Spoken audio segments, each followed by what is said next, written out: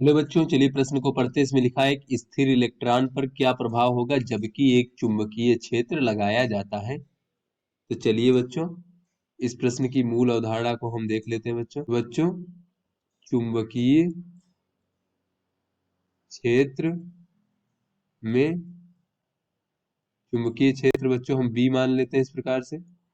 B में गतिमान आवेश क्यू पर लगने वाला जो बच्चों चुंबकीय बल होता है वो देख लेते हैं। तो बच्चों, कोई अगर आवेशित कण जो है चुंबकीय क्षेत्र में गतिमान होता है बच्चों, तो उस पर एक चुंबकीय बल लगता है बच्चों। और ये बल इस प्रकार से होता है, उसका आवेश बच्चों क्यू और वेग का सदिश और सदिश गुणनफल और चुंबकीय क्षेत्र की तीव्रता। तो बच्चों, अगर इस बल का हम परिमाण देखें, चुंबकीय बल का, तो बच्चों ये परिमाण होता है q v B sine theta. तो चलिए बच्चों, अपने प्रश्न को हल करते हैं। तो बच्चों, यहाँ पर जो इलेक्ट्रॉन का आवेश है बच्चों, उसे हम ई मान लेते हैं बच्चों। इलेक्ट्रॉन का आवेश, उसे बच्चों हम ई मान लेते हैं। उसके बाद बच्चों, उसका जो वेग है, वेग का परिमाण बच्चों v मान लेते हैं बच्चों। तो इलेक्ट्रॉन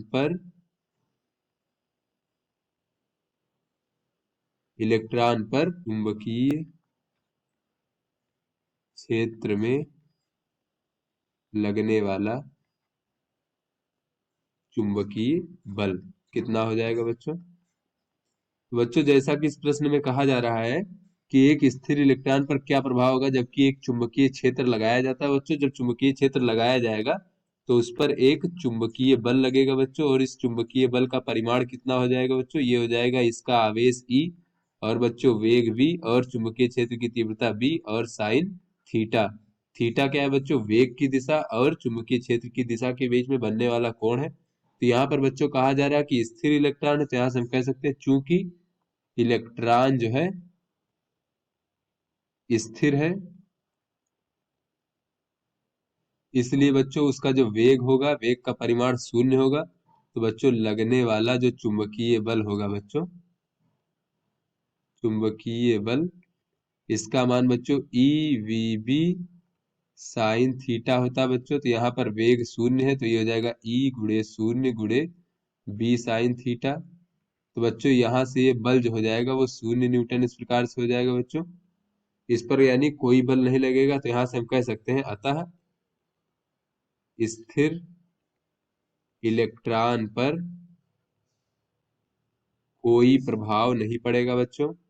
अगर चुंबकीय क्षेत्र लगा देंगे तो स्थिर इलेक्ट्रॉन पर कोई प्रभाव नहीं पड़ेगा। तो आशा करते हैं बच्चों ये आपको समझ में आ गया होगा। धन्यवाद।